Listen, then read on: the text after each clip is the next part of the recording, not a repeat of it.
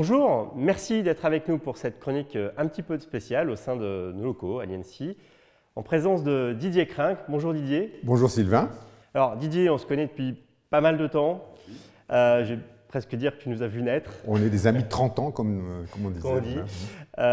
Tu as œuvré depuis de nombreuses années sur le secteur IT avec une activité de journaliste, de patron d'études.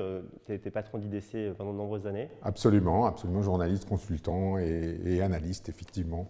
Et alors, une aventure qu'on a décidé de faire ensemble depuis presque un an maintenant. Absolument. Donc tu as rejoint pour porter l'activité conseil et études au sein d'INSEE. Absolument, parce que j'avais une intuition que le numérique devenait de plus en plus stratégique, que j'ai eu pendant l'année 2020, l'année de confinement. Et ce que j'apprécie dans Alliancy, c'est que justement, on parle de numérique, c'est l'ADN d'Alliancy, on parle de numérique non pas d'un point de vue technologique, mais d'un point de vue des usages et de la stratégie. Alors, dans tes valises, tu es venu avec un super projet qui était un partenariat avec les Échos pour développer une très belle étude. Absolument, parce que justement, on avait besoin de sentir auprès des dirigeants d'entreprise si effectivement le numérique était en train de s'accélérer dans leur entreprise et si la prise de conscience était en train de se faire. Et pour approcher les dirigeants, quoi de mieux que les Échos? Alors, numérique, ça fait 10 ans, bientôt 10 ans, hein, on est à l'aube de cette 10e année qu'on en parle. On pourrait s'attendre, ok, études aujourd'hui, on ne va pas apprendre grand-chose de nouveau au regard de ce sujet qu'on traite depuis très longtemps. Non, c'est vrai, on a appris effectivement, on a confirmé une intuition qu'on avait, c'était que l'accélération de la transformation numérique était effective, elle était plus prégnante, plus sensible dans les très grandes entreprises qui avaient déjà entamé leur transformation numérique et qui sont juste allées un peu plus vite, enfin même franchement beaucoup plus vite que ce qu'ils avaient prévu. Mais on a aussi, ce qui était important, c'était d'apprendre comment ça se faisait, quels étaient les impacts secteur par secteur sur les circuits de décision, sur les priorités d'investissement. C'était ça qui était intéressant, c'était d'aller dans les détails et non pas d'avoir la big picture que tout le monde pressentait en fait. Alors, ceci, ce que tu as souligné aussi dans ces travaux, c'est quand même que encore aujourd'hui, cette appropriation des enjeux de transfo n'est pas au même niveau quand même, et encore pas au niveau où elle devrait être.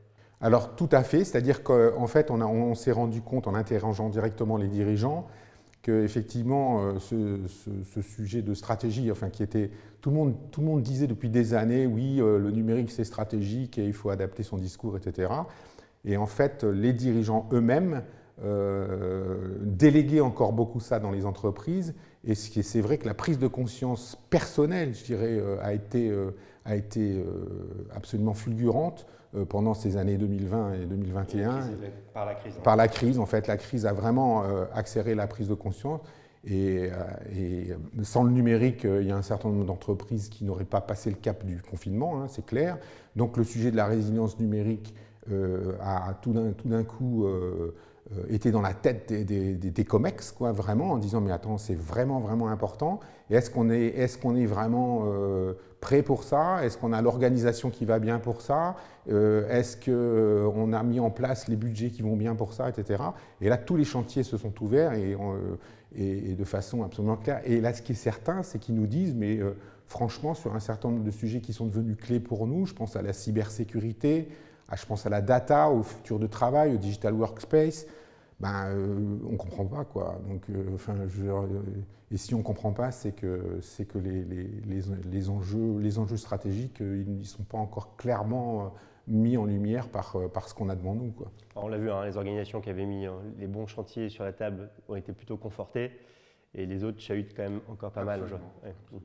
Donc, prise de conscience, c'est quoi les perspectives de tout ça? Alors, tu as évoqué un certain nombre de chantiers donc, qui sont aussi stratégiques pour INSEE, donc la data, le futur du travail. La cybersécurité, le futur du travail.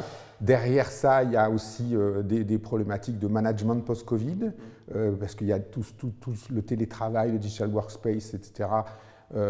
Ça pose aussi l'hybridation, ce qu'on appelle l'hybridation, c'est-à-dire le fait que les gens seront 2-3 jours par semaine en télétravail, mais que ça pose un problème d'appartenance à l'entreprise, etc. Il y a un problème de management post-Covid, et puis surtout, il y a un problème derrière de numérique responsable qui fait la coordination entre ce grand enjeu qui est la transformation digitale des entreprises et l'autre grand enjeu du moment qui est la transition énergétique.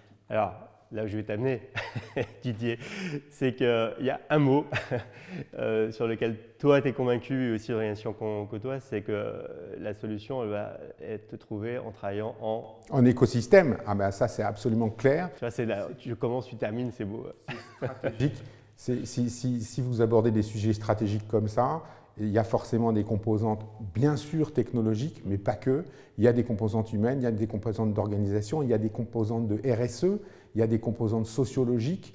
Et ça, si vous voulez que toutes ces composantes soient prises en compte dans votre sujet, ben, il faut travailler avec des écosystèmes. Ah, sujet écosystème, ce n'est pas nouveau chez INC. Hein. On en a fait, la rédac a beaucoup travaillé sur ces dossiers, que ce soit sur des écosystèmes autour de fonctions, autour de secteurs, autour de territoires. Et donc aujourd'hui, la clé, effectivement, est de travailler en écosystème interne-externe. Et dans la notion d'écosystème, il y a aussi des acteurs, donc les acteurs du numérique. Et là aussi, tu portes un autre regard sur la maturité des acteurs.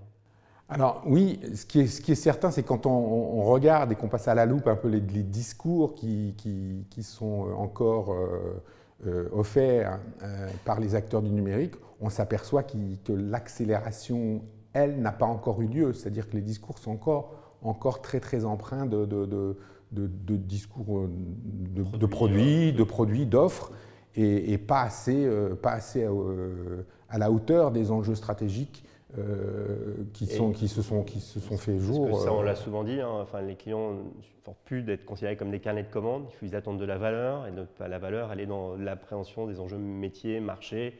Oui, alors bien sûr, il faut faire du business, mais le business vient justement du fait qu'il y a une pertinence dans le discours, et même ce qu'on a appelé chez Alliancy l'hyper-pertinence, c'est-à-dire le fait que vous soyez pertinent au bon moment, avec les bons niveaux de discours pour les bons interlocuteurs. Et cette hyper-pertinence est une notion, je dirais, dynamique, c'est-à-dire une notion qui varie avec le temps. Et donc, vous avez plutôt intérêt à entretenir des relations suivies avec votre écosystème pour pouvoir adapter le discours en fonction des besoins du moment. Des chantiers qu'on a évoqués tout à l'heure, futur du travail, et le management post-Covid, donc le numérique responsable et la data, sont des chantiers qui vont très vite. Ça bouge, ça se coule dans tous les sens. Peu d'organisations, la maturité, puis ça, elle se construit de manière très, très légitime. C'est un sujet que tu vas apporter de manière très concrète au niveau de l'activité étude d'Alliancy. Oui, absolument. En fait, ces sujets-là, si on veut les traiter correctement, il faut les traiter de manière, je dirais, en écosystème, hyper pertinente, mais je veux dire de manière un peu syndiquée avec plusieurs types d'acteurs. Et il faut, à mon avis, essayer de comprendre exactement ce que les grands donneurs d'ordre ont dans la tête au niveau de leur COMEX. Donc ça justifie le fait qu'on fasse des études autour de tout ça. Et puis il faut essayer de traiter ces sujets de manière un peu transversale, globale, de manière approfondie. C'est le sens du nouveau produit qu'on a lancé cette année qui s'appelle les Insights, qui permet de faire ça de manière syndiquée. Et je pense qu'on va effectivement lancer une activité étude à partir du succès de cette première étude qu'on a fait avec les Échos cette année.